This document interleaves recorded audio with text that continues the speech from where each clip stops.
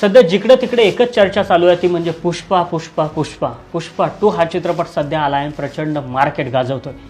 कोणी हे चित्रपट पाहायला जात असताना ट्रेंड खाली जाते, कोणी चित्रपट लावला नाही म्हणून पडदे फाडते, काचा फोडायला चालू आहेत आणि अशा पद्धतीच्या बातम्यांना आता ऊत आला। पुष्पा हा चित्रपट चर्चेत ठरला। एवढंच नाही तर या चित्रपटाची जी बुकिंग झाली, ॲडव्हान्स बुकिंग, तर ती 100 कोटीपेक्षाही जास्त होती।